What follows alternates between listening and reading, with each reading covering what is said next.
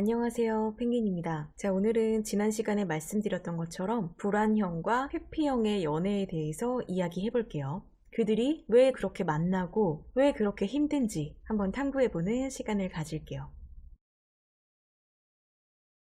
자, 사람들은요, 무의식적으로 자신의 애착 체계를 확인하고 싶어 하고요.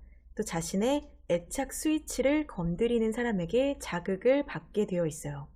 자연스러운 안정된 애착 관계를 구축할 수 있는 우리 안정형들은 같은 안정형끼리 잘 만나요. 불안형은요, 자신의 불안 스위치를 자극하는 회피형에게 높은 확률로 끌리게 되어 있고요. 반대로 회피형은 자신의 모난 점에도 불구하고 본인을 숭배하듯이 끌려오는 불안형에게 매력을 느낍니다. 자, 이거를 꼭 짚고 넘어가고 싶었어요. 불안과 회피는요, 성별에 따른 구분이 절대 아니에요. 자, 애착 관계의 형성 과정, 그리고 애착 대상과의 문제 발생 시 발현되는 일종의 패턴이에요. 그래서 남녀를 불문하고 누구나 불안형일 수 있고 누구나 회피형일 수 있어요.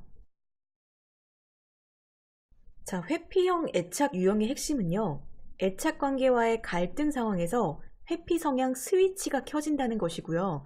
회피성 성격 장애는 애착 관계를 떠나서 그 사람을 둘러싼 모든 상황, 심지어 자기 자신에게까지 회피적인 성향이, 회피적인 성격이 적용되는 거예요. 자, 물론 회피성 애착 유형을 가진 사람의 불안이 강화돼서 회피성 성격 장애로 이어지는 경우도 있지만, 애초에 회피형 애착 유형만 해당하는 사람들은 한눈에 보기에도 회피성 성격 장애와는 구분이 됩니다.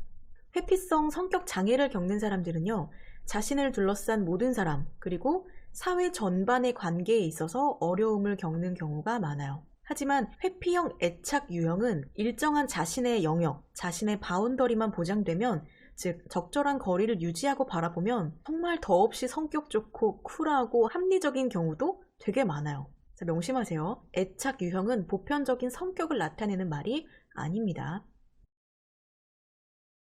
별다른 특별한 계기 없이 그냥 자신을 냉대하거나 무시하고 혹은 잠수 이별을 고했다고 해서 걔 회피형이야 하는 식으로 일반화하는 거 되게 위험해요. 그건 그냥 무책임하고 배려 없고 그냥 나쁜 사람일 수도 있어요. 특히 우리 불안형 애착 지수가 매우 높은 불안형 분들이 그런 무책임한 나쁜 사람한테 회피형이라는 면죄부를 쥐어주고 그 사람의 그런 행동까지 용서하고 떠안으려는 경우가 있는데요.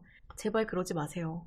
엄청 깊은 유대관계를 맺기 전에 상대방이 홀랑 떠나버렸다면요, 그 사람은 회피형이라고 단정 지을 게 아니고 그냥 당신을 회피하는 사람일 확률이 매우 매우 높습니다.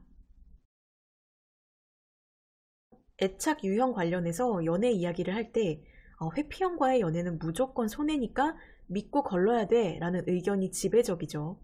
근데 우리 회피형들의 입장에서 보면 내가 회피성 애착 유형이라는 이유만으로 나에게 낙인을 찍고 넌 구제불능이야 라고 치부하는 게 다소 야박하게 느껴지기도 할 거예요. 그렇다면 대체 왜 그렇게 많은 사람들이 회피형을 연애 대상에서 제외시키고 싶어 할까요?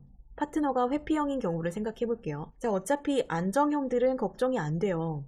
이 사람들은 회피형이 막 제멋대로 굴 때 그것까지 전부 끌어안을 만큼 안정적 에너지를 발산하거나 아니면 이건 지금 옳은 관계가 아니야 라는 걸 잘 판단해서 알아서 선을 긋고 관계를 정리하거든요. 문제는 우리 불안형이신 분들이 회피형 파트너를 만나는 경우예요. 자, 불안형은요, 일단 그 관계가 깨지는 것에 대한 공포가 너무너무 크기 때문에 한 차례 갈등이 지나가고 나서 그 갈등의 인과관계, 잘못이 누구에게 있는지 이성적으로 판단하는 것은 홀랑 날려버리고 상대의 장점에만 매달리고 잘못이 될 수 있는 건 자신에게 모두 돌려버리는 패턴을 보여요. 왜냐면 그렇게 해야 갈등 이전에 좋은 관계로 돌아갈 수 있다고 생각하기 때문이에요. 자, 그래서 이런 갈등을 반복할수록 불안형의 사람은 설 자리를 점점 잃어갑니다. 계속적으로 자기가 자기를 코너에다 모는 거예요. 자, 많은 사람들이 회피형 파트너를 둔 불안형을 뜯어 말리는 이유는요, 회피형이 절대적으로 나빠서라기보다는 회피형과의 갈등을 겪으면서 불안형인 사람이 자기 발로 스스로 가시밭길에 뛰어 들어갈 걸 알기 때문에 그래요. 회피형들은요, 보통 자신이 틀렸다는 생각을 잘 못해요. 이 애착 유형 검색하시다 보면 회피형 컨텐츠가 조회수가 되게 높게 나와요. 그게 왜 그러냐면 회피형들이 나한테 무슨 문제가 있을까 하고 검색한 것보다 불안형인 사람들이 회피형인 파트너와의 갈등 때문에 어떡하지 하면서 전전긍긍하면서 검색을 한 결과가 높은 조회수로 나타나는 겁니다. 자, 근데 회피형이라고 해도 그 안에 정도의 차이가 얼마든지 있을 수 있고요. 또 회피형이라고 하더라도 상대방과의 꾸준한 상호작용 속에서 안전기지를 확보하고 자신의 회피 패턴을 찍어 누를 정도의 강한 내적 동기가 일어난다면 의외로 헌신적인 타입들이 될 수도 있어요. 하지만 불안형인 사람들은 회피형이 이렇게 순한 양이 되게끔 만들어주지 않아요. 그리고 애초에 순한 양 같은 타입한테 사랑을 느끼기도 어렵고요. 뭔가 나를 옴짝달싹 못하게 만드는 상대에게 운명을 느끼는 경우가 매우 많기 때문이에요. 자, 아까 회피형이 불안형의 불안 스위치를 계속 건드려주기 때문에 끌린다고 했었죠. 불안형도 마찬가지로 끊임없이 회피형의 그 발사 스위치를 건드리게 되어 있어요. 회피형은 불안형의 불안감을 자극하는 애매모호한 신호를 계속 보내고, 불안형은 이렇게 전해져 오는 아주 작은 신호를 눈 깜짝할 사이에 자기 멘탈 전체에 울려 퍼지는 화재 경보로 바꾸는 능력이 있어요. 그래서 그 관계 속에서 경보기 소리가 막 시끄럽게 울려요. 그러면 회피형은 어떡하죠? 일단 그 자리를 뜨고 싶어 하겠죠. 그럼 불안형은 어떻게 해요? 머리 위에다가 사이렌 크게 달고 삐용삐용 소리 내면서 회피형한테 달려드는 거예요. 그럼 결국 회피형은 더 멀리 도망가겠죠. 자, 이렇게 악순환이 계속되는 관계입니다. 극도로 흥분한 사람과 극도로 냉정한 사람 간에 건강한 대화가 이루어질 수 있을까요? 자, 불안형과 우리 회피형들의 나잡아봐라 놀이는 해변가에서 연인들이 하는 낭만적인 놀이가 절대 아니에요. 오히려 추격전에 가깝죠. 정말 살벌합니다. 아무리 절대적인 법칙은 아니라지만 둘이 만나는 과정에서 반드시 고통이 수반될 수밖에 없어요. 자, 그렇다면 불안형과 회피형이 잘 만날 수 있는 방법, 솔루션은 어떤 게 있을까요? 일단 제가 첫 번째로 추천하는 방법은 전문 인력의 개입을 통한 케어를 받는 거예요. 불안형과 회피형 커플에게 커플 상담 한번 받아보세요 라고 권하면 그 반응의 온도차가 상당합니다. 불안형은 당장이라도 상담실로 직행할 기세인데 회피형은 왠지 모른 싸한 기분에 휩싸여요. 회피형 입장에서 보면 이 연애에서 저 불안형이 나를 조금만 놔주면 우린 아무 문제가 없을 것 같은데 굳이 남 앞에 가서 내 시시콜콜한 연애사를 늘어놓는 거 불필요한 일이라고 느껴지거든요. 가서 얘기를 한들 뭔가 바뀔 거란 기대도 별로 없어요. 실제 데이터를 봐도 연애 문제로 상담을 요청하는 분들의 상당수는 불안형이고요. 회피형이 문제 해결을 위해서 스스로 심리 상담을 받는 경우는 매우 드물다고 합니다. 자, 아무튼 그럼에도 불구하고 커플 상담은 커플 간의 갈등 분석과 문제 해결에 상당 부분 도움이 되는 건 맞아요.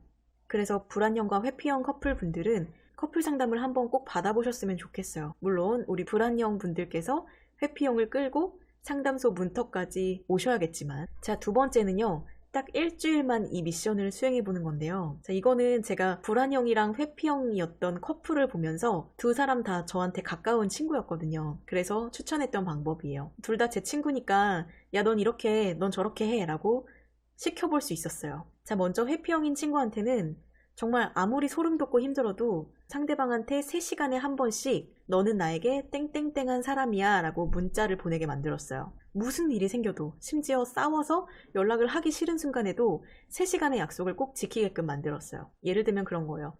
너는 나에게 참 소중한 사람이야. 너는 나한테 정말 다정하게 대해주는 사람이야. 이런 식으로 우리 불안형들의 끓어오르는 불안감에 계속 물을 뿌려주는 작업을 해보게 했었어요. 반대로 불안형의 친구에게는 회피형인 연인이 자기의 연락에 답이 없어도 무조건 3시간 기다려주기를 약속했었어요. 그러니까 답장이 오지 않는 그 3시간 동안 다시 연락하지 않는 거예요. 답장이 올 때까지. 그 당시에 그 두 친구들은 연락 문제로 인해서 엄청나게 트러블을 많이 겪고 있던 친구들이었거든요. 둘 다 원래 친구였는데 친구일 땐 정말 더할 나위 없이 잘 맞던 아이들이었는데 서로 연인 관계가 되면서 그 연락 패턴 때문에 엄청나게 치고받고 싸웠던 아이들이에요. 자, 불안형인 친구는 연락에 답장이 오지 않을 때 힘들어하고 회피형인 친구는 그 연락을 계속 피하고 싶어하고 표현을 잘 하지 않으려고 하고 거리를 유지하고 싶어 하니까 그 둘의 특징을 살려서 반대의 성향의 행동을 한 번씩 해보게끔 했던 거예요. 처음에 한 하루 이틀 동안은 저한테 정말 욕이 엄청 날아왔어요. 특히 회피형 친구한테. 못하겠다. 이게 정말 효과가 있는 거냐. 네 사회복지사 자격증과 심리상담사 자격증을 가져와 봐라. 못 믿겠다.